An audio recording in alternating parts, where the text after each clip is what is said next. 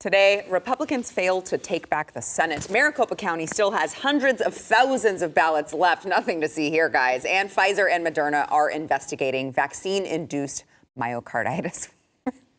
There's so many things I have to say on that. But we've got all of that and more coming up, and it all starts right now.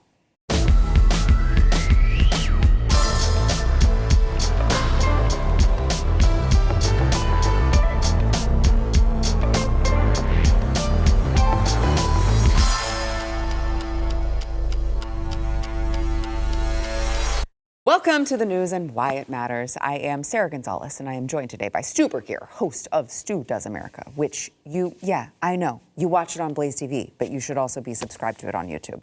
Yeah. And also everywhere you get your podcasts. Create a bunch of fake accounts and subscribe multiple times. Also joined by Alex Stein, of course. I mean, he's a BlazeTV host. He doesn't have a show yet. Not yet. But we're working on it. It's on the horizon. We're working on it. So it is prime time with Alex Stein. We're excited to see it. That was the biggest thing that happened on election night, was that announcement. It was kind of a lackluster election night, but let me tell you something, the primetime Alex Stein show will not be lackluster. Nobody had any doubts of that, Alex. All right, so I want to get to speaking of election night, over the weekend, Decision Desk HQ called the Nevada Senate race for Democrat Catherine Cortez Masto over, of course, Republican Adam Laxalt. This was one that was it was very, very close. Laxalt held the lead for a while, but last week, Nevada election officials were reportedly flooded with mail-in ballots, causing the delay in election results. So as it stands now, it is 50 Democrats, 49 Republicans, and so they've already got that majority there, especially with the tiebreaker in the VP. But we won't know, of course, the Walker-Warnock results until the runoff, which is in December? 6th. December 6th. God, that's quick. Yeah, last time it was in January. So they moved it up this time. I don't know which one's better. I mean, it seems like if you really want to run off, you could do an instant runoff and it would be done the same night. It's a crazy idea, but right. I guess this is the way they've been doing it for a long time now. That would be cool. They're like, it is, there's going to be a runoff. Get up here by 10 p.m. to cast your ballot. If you don't, it's over. I don't mean come back and vote. You just do it at the same time. Say like, hey, this is what they're attempting to do with the ranked choice voting, which sometimes can be an issue as well. But it's like, well, if you're going to have a runoff, to get everyone to come back out again, it's a real hassle. It's a real hassle. Okay, but do we want the people voting who say, you know what, it's a hassle. I don't want to. I just think that I want the people who are invested enough to show up. Yeah. Now look, this is a chance.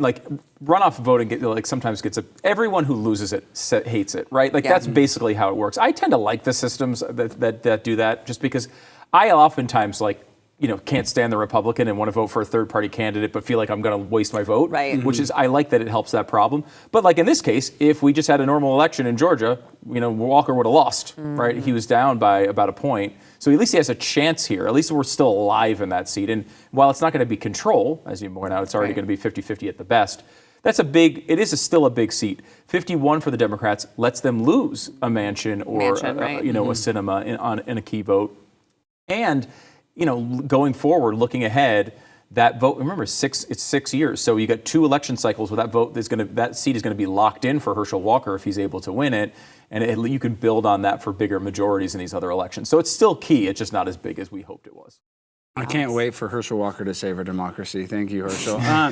No, but for me, the 2 glaring things that stick out when I saw this viral video, and I'm sure you guys saw, where Chuck Schumer's on the tarmac talking to Biden before, it was the day after the Fetterman debate, and basically he said, Fetterman didn't do as bad, or it's not hurting us as bad. And he also mentioned Nevada.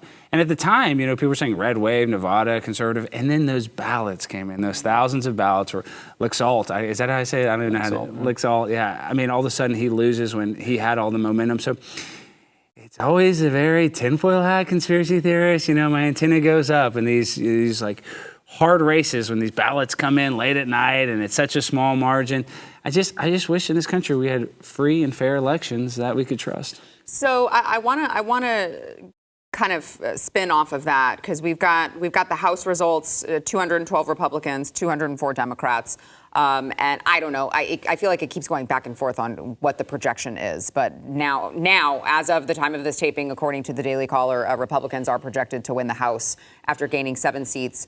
which is 2 more than they needed to control the chamber. But there is also the Arizona governor's race that's going on right now, that they're still counting all of the ballots. And now, the election staff over there in Arizona would tell you, well, we said that you weren't going to have the results that night. We said it may take a few days. Okay, It's now Monday of the following week, and we still don't have the results. So, yeah, I'd say it took a couple days and, maybe some Penske trucks going in and out of the Maricopa County, elections building. But Katie Hobbs currently is about 25,000 ballots ahead of Kari Lake, 93% of the vote in. And I want to go over to every time I say his name, I'm like, how is it possible that the Maricopa County Board of Supervisors chairman's name is Bill Gates? What stupid world do we live in? How many women on Tinder were incredibly disappointed when they showed up and this guy was there? It's like, well, wait a minute. I thought I was going to get billions of dollars here. You Maricopa County Board of Supervisors chairman? That was their fault. They should have known when he said they're going to Chili's for dinner. They should have known. It's not the real Bill Gates. True. So he told CNN the remaining ballots could be from anywhere in the county, and they don't know where the ballots are from. Watch. 1,000 of these that are actually election day votes in person, and then the rest of the 75,000 are late earlies dropped off on election day. We do not know where these are from. These could be from anywhere in the county, all 75,000. This is not picked out of a certain area. These are not pulled by precinct. And so then just give us the remaining universe and when we should expect those. Yes. So we're now left with about 275,000 ballots to count, and the lion's share, the overwhelming majority of these remaining votes are early ballots that were dropped off on election day. Okay, so you think those would be pro Kari Lake votes, right? You think. I would just like to point out too, Rogan O'Hanley, DC Drano, on social media posted this very interesting to me anyway. The governor's race. Kari Lake had 1,185,584 votes so far. Okay, 93% of the votes counted. In the same race, the treasurer, the Republican treasurer candidate had 1,299,047 votes with the same percentage of votes counted. So you're telling me that more people went in there and made sure to vote for the Republican for treasurer than voted for the Republican governor? Is that because Kari Lake is like, there are some, independents who would say like, oh, she's an election denier. We don't like her. I think Stu has an answer to this. It looked like he looked like he had an answer, because there's no answer to this. There's no answer. I'm just saying, I looked at this tweet. I'm like, why would the treasurer get over 100,000 more votes than the governor? It doesn't make sense, but go ahead, sorry. Yeah. Well, I mean, I didn't see this particular tweet, but are you saying that they had more? There's more votes in that election, or there's more votes just for the Republic, where the Democrat did worse in that particular There's race? more votes total. Yeah, both. There's more votes total, and the Republican has more votes than the Republican treasurer has more votes than Kari Lake, the Republican for governor, by about 150,000 Well, so that's votes. theoretically explainable, right? If they just one thing I will say about the Arizona race, which is weird, is Arizona is not Alabama, right? Arizona is basically a purple state. And think of the Republicans who have done well there over the years and won statewide elections. John McCain, Jeff Flake, Doug Ducey, right? Doug Ducey, the governor, who has done some good things with school choice and stuff that I like, but is kind of thought of more as a traditional Republican. He didn't run in the primary because he thought in the primary he was going to lose, basically. But if he was on the general election, the general ballot, he'd probably win this race handily. He's pretty popular in Arizona, but he's seen not as conservative as many would like. So sometimes, look, I think the same thing is true in Pennsylvania, where a Pat Toomey is more likely to win than a Doug Mastriano, right? It's a purple state, and sometimes you got to pick the right candidates for the right states. As far as this stuff goes in these states, it's an interesting thing to watch because I understand, every time, like no one has any confidence right now in these election processes, and that's a huge problem. It's a bigger problem than any one of these individual races. I will say in these two states, there's some interesting stuff there where in Nevada, Laxalt lost. However, the Republican governor won there in a very close race as well. So that's some good news out of Nevada. The other thing too is if the Arizona thing is screwy, and you never know. I got to see evidence of it. We got to go through the legal process. I'm not an expert on that. I know there's Kari Lake's going to have plenty of attorneys out there making sure she's looking for this. So if we find the evidence, it's important that it's outed and we get the right results. But two key House races in Arizona are coming down to the wire, and it looks like Republicans are going to win both of them. Now, if you were stealing an election, these two House seats could be the entire difference in the House. Now, Democrats, of course, would love to take power wherever they could get it, but they really like to have the House. They'd have the House, the Senate, they could pass all these things all over again. We'd be back in the same situation. If they lose those two seats in the House and Kari Lake loses, I think a lot of people are going to be like, what the hell? If they win those two seats in the House, it's a little weird to be talking about an election fraud because they could have the House. They could win the House in Arizona. The shadiest of shady states. The other places is California and New York. These are places that they could, if they wanted to steal elections, they could. Hopefully, this isn't what happened here, but it's something to look at. So, and Alex, I want to get your thoughts too. But Stu, do you think Kari Lake is a good candidate? I think Kari Lake's an excellent candidate. I think how does she not win in Arizona? Right. So two things. Number one, she is an excellent candidate. I think one of the best communicators we've seen in a really long time. Right. Something to be said for that, and that is a huge part of this. But also, candidate profile is a big part of it. And like the Republican that works at Arizona best is not our favorite Republican, right? That John McCain won by 20 points every time he ran. Like would John McCain win a primary in the Republican Party today? I don't think so. I certainly wouldn't be voting for him in the Republican primary. So I think some of these purple states add up a little bit differently. I'm not, like you see that, I can't remember, there's another position there, was it secretary? There's another one of those statewide offices where another candidate was running ahead of Lake. But like Masters ran behind her by about 5 points. And I think this is going to wind up still being pretty close. I don't think it's out of the question that Kari Lake comes back with this remaining vote. But one of the things I look at to kind of summarize all my thoughts on this is the prediction markets, because especially as votes coming in, people putting their money on the line. It's not people saying, well, I think this is going to happen, or listening to the campaigns who always say they're going to win. And they say it's like something like 90% that Kari Lake's going to lose, which is really disappointing because, I mean, she looked to be potentially one of the stars, rising star. And you could make the argument that's why, we have to look very closely at how these elections were conducted. I'm not ruling it out. I want to see the evidence of it if it exists. But I will say, like, if these same counties have these congressional districts and like they're incredibly important, arguably more important than the governor of Arizona to the National Democratic Party, to get 2 more years of full control in Washington would be massive.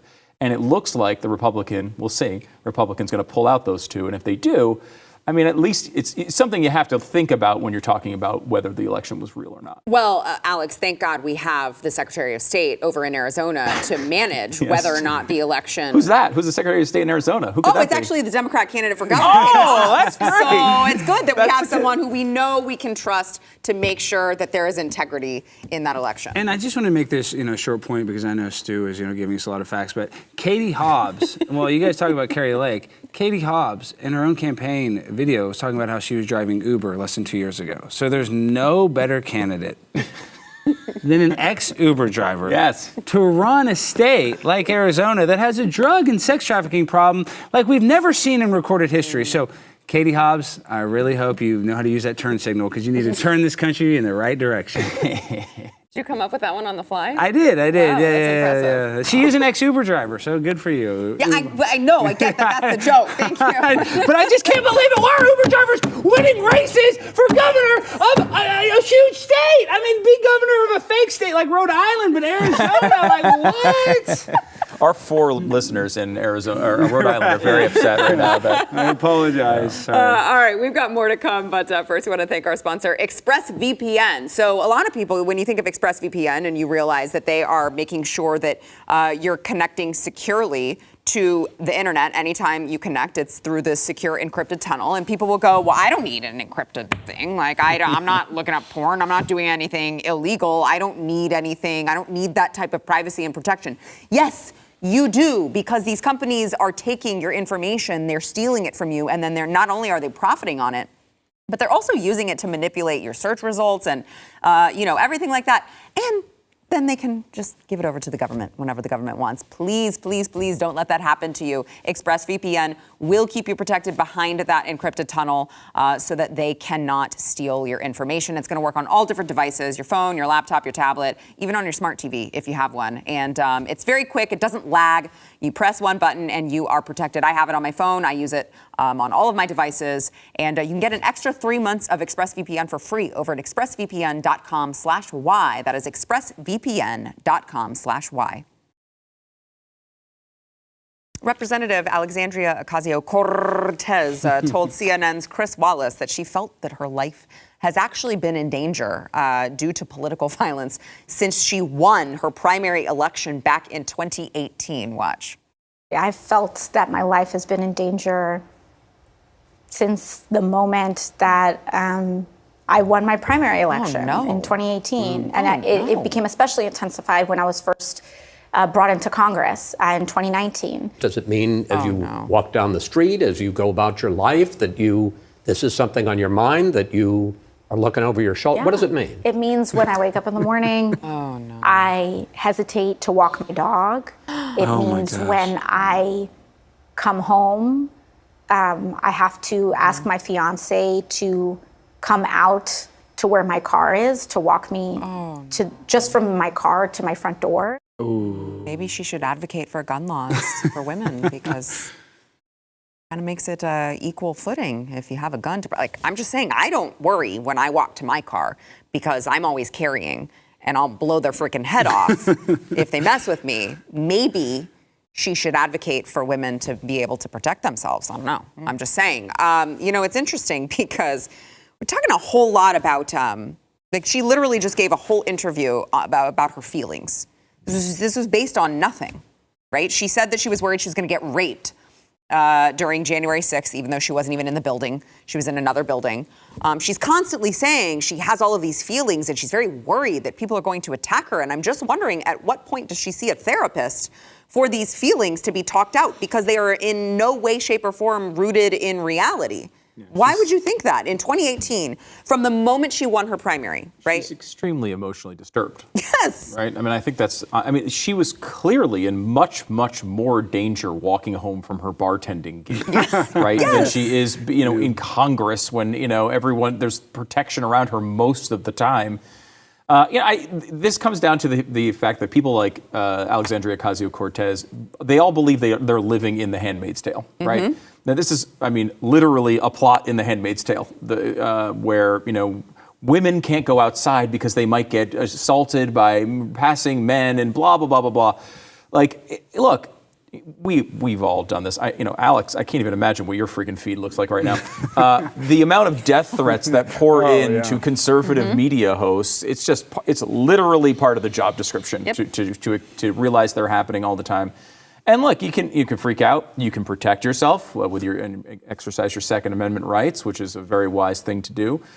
You can handle it like an adult and realize that there's a lot of sick people out there, and you can't. We live in a free country where people can say things that are terrible and sometimes even threatening, and they get away with it.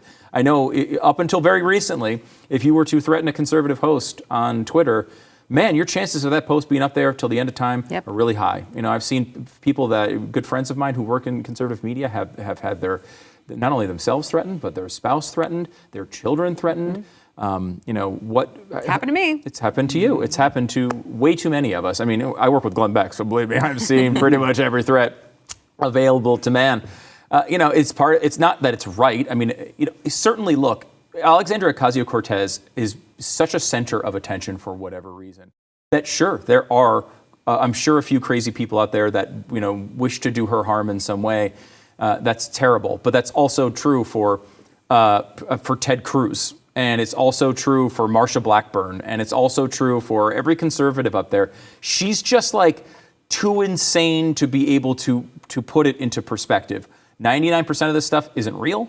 And you need to take precautions when some of the stuff is. It does happen. I mean, we all understand. I mean, people who are in the Republican caucus went out to play baseball one day and had a Bernie Sanders volunteer firing weapons at them and almost killed 10% of all elected Republicans in Washington, D.C. That was just a couple of years ago. Brett Kavanaugh almost was murdered in his home. We saw what happened with Pelosi's husband. At some level, there are psychos out there, and you have to be aware of this. But the way she talks about it, I mean, in her mind, she is the only person in the world. She is so focused on herself and herself only that she really does think that everyone wants to have sex with her and everyone wants to kill her and everyone's thinking about her all the time. She's just a lot less consequential than I think she really believes she is. How much of this is Alex Stein's fault? Yes, because this passive aggressiveness will not stand. AOC, this beautiful Congresswoman, Alexandria Ocasio-Cortez, was the same woman that was sexually harassed on the steps of the Capitol by some madman. Really? Yes, she's just trying to go into work, and some guy's over there talking about her big booty, some freak on the internet, and this is done right in front of her own fiance. So these people, these sick, disgusting, perverted people that are attacking AOC deserve to be in jail. And I'm talking to the person that sexually harassed her on the Capitol steps. AOC does not deserve this, all right? She needs security 24/7. We must protect her at all costs. So she is the center of my universe, and she deserves to be. And I love you, AOC, and I'm sorry for these alt-right freaks on this table bashing you. Everything you're doing is exactly correct. I want to go to, now that the midterms have happened, and I think much to everyone's, to our dismay and Democrats' surprise, they did better than expected and projected. And so now they're like, oh, wait.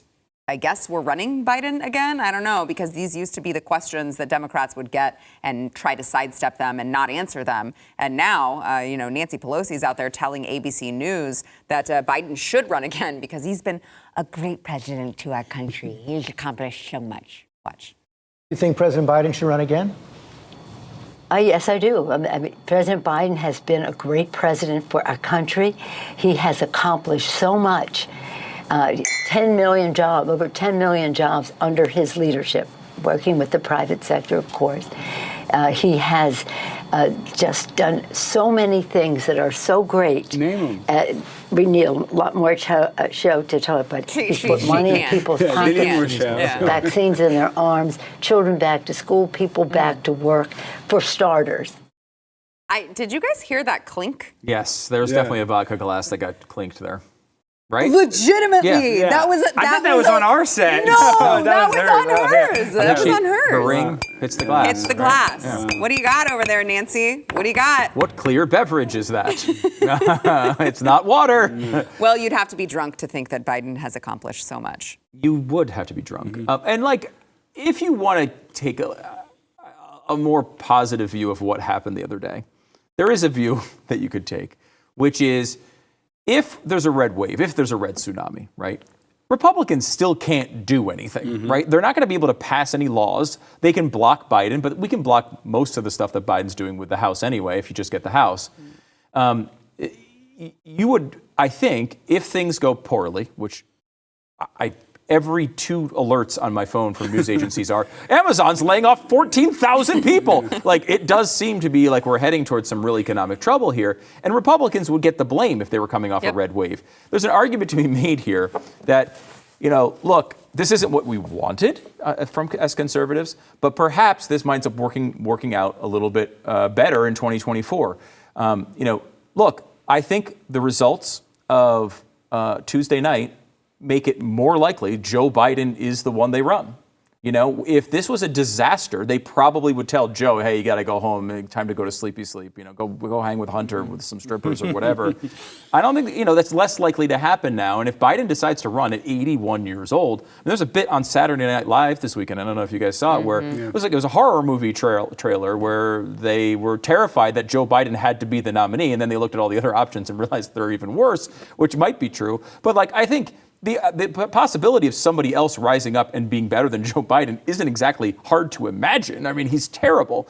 So if what comes out of this is, a situation where Republicans can avoid the downside blame and keep Joe Biden potentially as the nominee and maybe have a good runway into 2024, maybe this isn't the worst thing that could have happened, you know? I mean, I think, like, I would have really liked to get the Senate to block the judicial nominees, and I think that's going to be a real problem for a very long time. So I'm not saying this is what you wouldn't design it this way, but sometimes these things work out, you know? I mean, sometimes you realize, like, you know, if Mitt Romney won in 2012, we were all like, I can't believe Romney lost and Obama, but, you know, we had a pretty big awakening after that, and that probably wouldn't have existed. The Republican establishment would have had even more power. So I don't know. I mean, I'm trying to find it. I'm trying to make the lemonade. I'm trying to find it. Wow. Yeah, but I have to just, you know, tell you that this is just pure political theater. Nancy Pelosi is the same as Raphael Warnock. I mean, none of these people wanted to get Joe Biden even to campaign for him. So they're going to give us the impression like, oh, yeah, he's our candidate 2024. But I'm telling you, the Hunter Biden leak, the Burisma stuff, the Chinese, you know, business dealings, they can only, you know, hide that for so long. All of that is going to come to light, and I believe there will be some sort of humiliation ritual where Joe Biden will have to step down. But they don't want to make it seem like this is some sort of personal attack on him. So that's why now they're changing the narrative. We're like, oh, yeah, he's our candidate 2024. And then all this bad stuff's going to happen. And they're going to be like, oh, wow, we could have never saw this coming. And then Gavin Newsom will be the nominee, and we're all going to probably burn for eternity if that happens. Wow. What a world when Stu's the glass half full and Alex said we're all going to burn down to the ground. Interesting. All right, we've got more to come. First, we want to thank our sponsor, My Patriot Supply. So America's diesel fuel shortage. It's happening, guys. We have less than 25 days worth of fuel left in our national reserve. I don't know if you guys realize how big of a problem that is. If trucks cannot deliver food to your local grocery stores, you're going to have food shortages that make COVID and all of the toilet paper shortages seem like a distant, fond memory. You've got to make sure that you are prepared. You got to go to preparewithnews.com. You can save $250 on a 3-month emergency food kit from My Patriot Supply. They've got it all. They've got the breakfast, lunch, dinners. They're going to make sure that you get enough calories to survive. And a lot of people are like, oh, well, I'll wait until it gets bad. No, the point is that you got to be prepared so that when all of this happens, you already have it stored at your house. Don't wait. And by the way, they're going to ship it to your door in unmarked boxes so your neighbors can't come over and scavenge because they know you're the one who prepared and they didn't. You can go to, again, that's preparewithnews.com right now. Do not wait until it's too late. Preparewithnews.com. Justine Fonte, an intersectional health educator who runs a porn literacy program for adolescents, so you know the story's getting good here. She claimed on a recent panel that porn can actually be good if sex education, porn is good for kids, basically. Let's educate them about porn. Watch. I believe my co-panelists will agree with me based on what we do and how we do it around porn literacy, that porn can be good if sex ed is good. There's a difference between media and sex ed.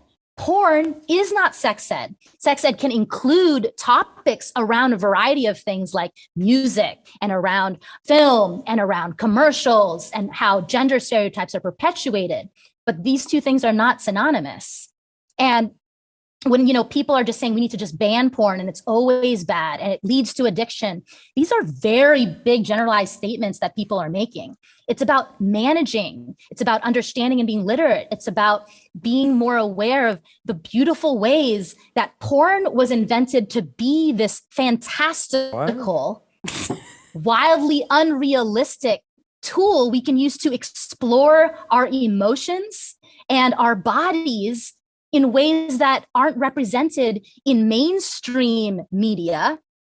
Did she just take public speaking classes from Alexandria Ocasio-Cortez? I have no idea what she just tried to say other than porn is good. Literacy? Well,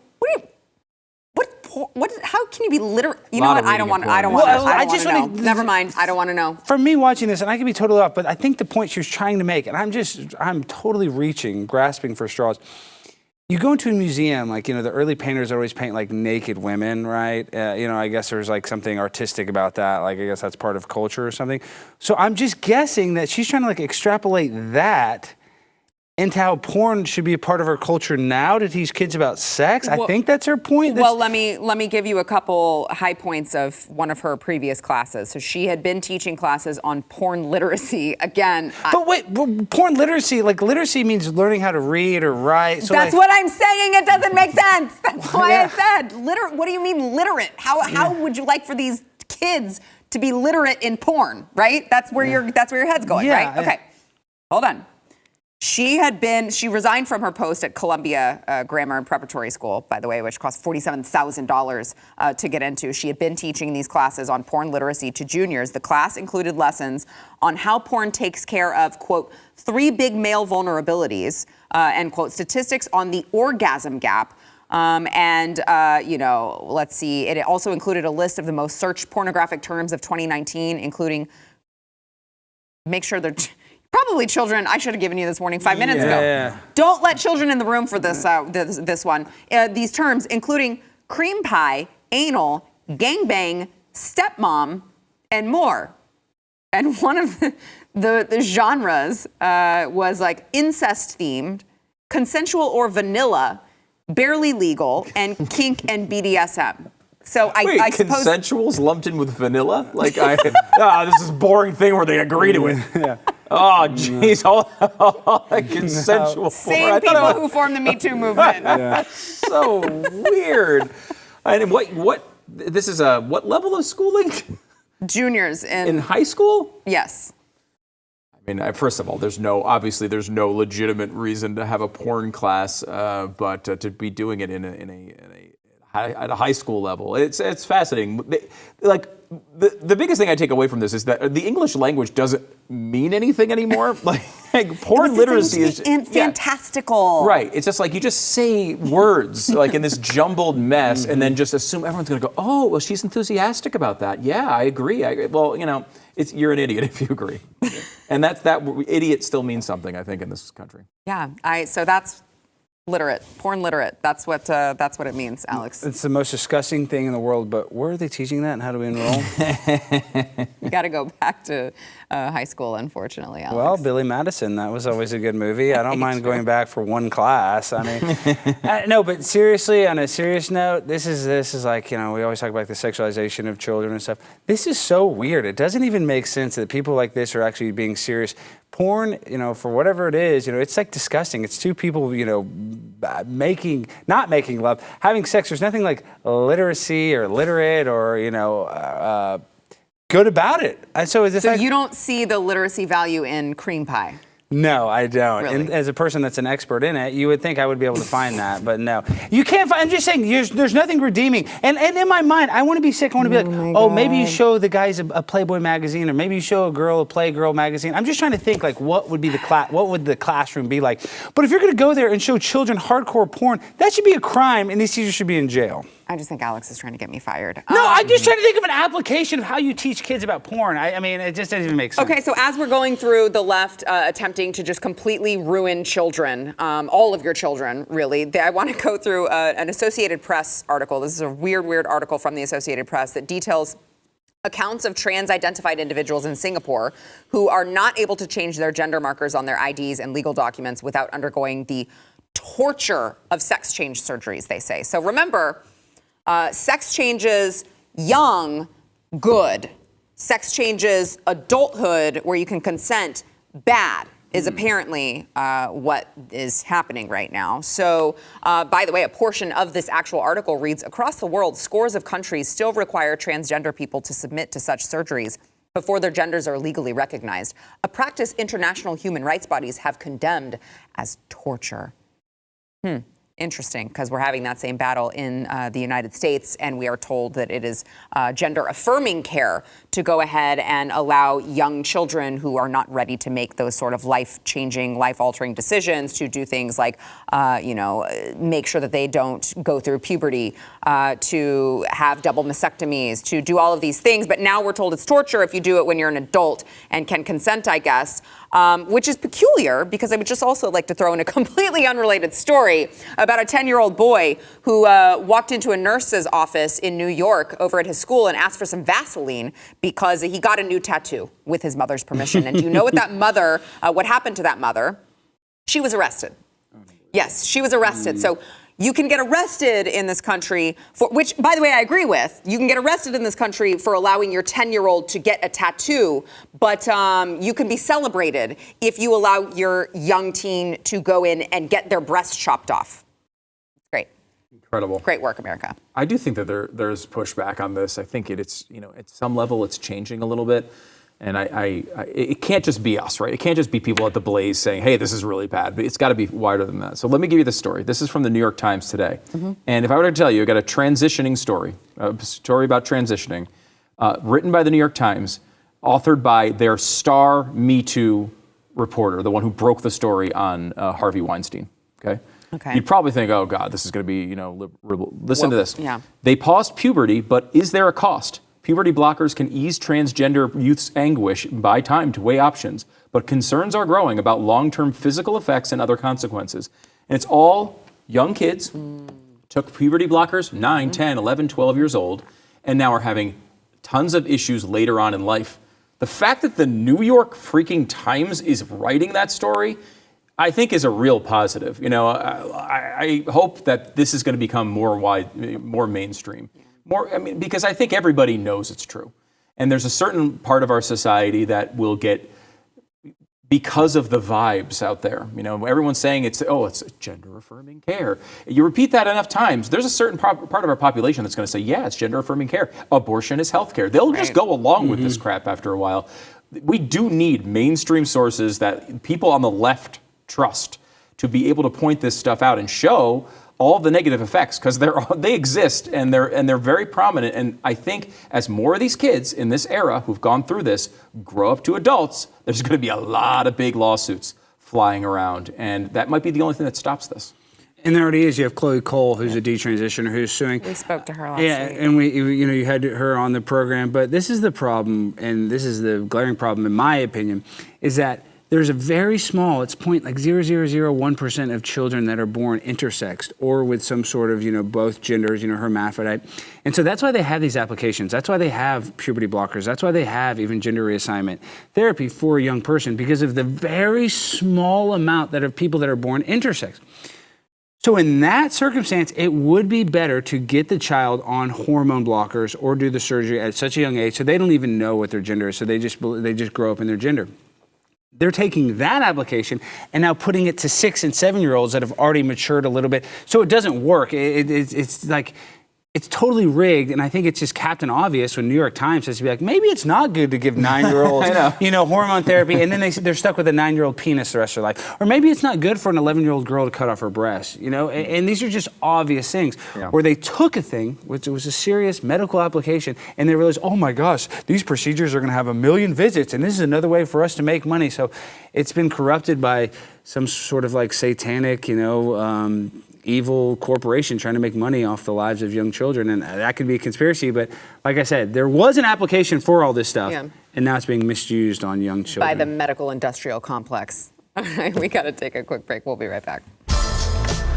Yeah, and it's like, use all of these. Moderna and Pfizer have launched clinical trials to track how pervasive the heart problem has become in young adults and teens. And of course, I'm talking about myocarditis. This comes, they are like ahead of the curve here, Moderna and Pfizer. They've only injected people with their vaccine, millions and millions and millions of people worldwide. So it's good to know that this vaccine that they promised everyone was definitely safe and effective. There were no consequences, no harmful side effects that you should consider. It's good that, 2 years later, now we're hearing about clinical trials to determine if we may have made an oopsie. I don't know. We'll find out, I guess. And I'm sure that we can know that all of these studies will be, adequately done, no conflict of interest. And you have Pfizer studying their own vaccine and whether or not it has long-term consequences. Look, they're not going to cook the books or anything. So everything's going really great, as I mentioned earlier, guys. And I'm talking to Mr. Vaccine here, so I Mr. Vaccine, I yeah. can't wait to hear what he has to say about it. Well, let me cut him off real quick because I just want to say this. It's funny though, we talk about this myocarditis, and first of all, the vaccine is safe and effective for everyone. Even though shellfish is not safe and effective for everyone, even though almonds are not safe and effective, even though peanuts not safe and effective for 7 billion people, this vaccine is. But I just want to say, I know a lot of people that are vaccinated that are totally fine, A-OK, Stu, it doesn't matter. But my problem is, what's most glaring about this is the young children. Those are the ones. I know a bunch of 60-year-old men that got the vaccine. They're fine. They're on their 3rd booster. They're playing golf. They're fine. But then I hear stories of a 17-year-old soccer player having a cardiac arrest. That's where I'm upset, is that even though it's safe and effective for these older type people, it doesn't seem that's the case for younger people. Well, I mean, I just, I just wish like they could have been a little bit more transparent with the American public that like, hey guys, this is, again, want to remind you, unlike any other vaccine we have ever produced, and also the requirements were unlike any other vaccine ever produced. So we don't know the long-term consequences yet. You got to weigh your risk versus benefit, and you make your own decision, but we don't know what we don't know. They didn't do that. Yeah, and you basically could have been quoting me, I think, talking about the vaccines here. Like, I'm with you on that. Like, you should, A, be upfront and give people as much information. And this is why you don't require people to take it. This is why you don't threaten them with their livelihoods. And, like, if people want to take it, then you let them take it. Any new drug that comes on the market, there's always going to be an argument about long-term effects. And it's hard to, in some ways, it's hard to suss that out, right? We don't have 40 years of data on anything. And if you wait for 40 years for a drug that might help people to go through 40 years of testing, there's gonna be a lot of people who could have been helped, right? I understand why these things are difficult, but this is why you let human beings make their individual minds up about what they put in their bodies, right? That is something that is, I think, really important. Even if you, like, the best way for this to any drug to take hold, I think, is you put it out there and you let people, it's just like technology. You let the early adopters be like, hey, I trust this company. I think this, I've read the research. I think this is really positive. They try it. It hangs around for a few years. People who are more skeptical, they might jump on the boat at that point. Maybe they do, maybe they don't. Some people will never want to do it. That should be fine too. This is why we have a society of, it's not a collective. This is not a commune. We don't all make decisions for everyone else and base our decisions on what the group says. We make decisions for ourselves. We make decisions for our families. And once you set that border up, which is like the border that was set up when the country was founded, if you have a society that runs that way, you don't run into these problems where people getting angry about taking it or not taking it. You don't get people who are like, you're killing grandma. And you don't get people who are saying, how dare you force me to do it. You don't get that conflict because everyone makes up their own mind. Right. All right, we got to take a quick break. We'll be back.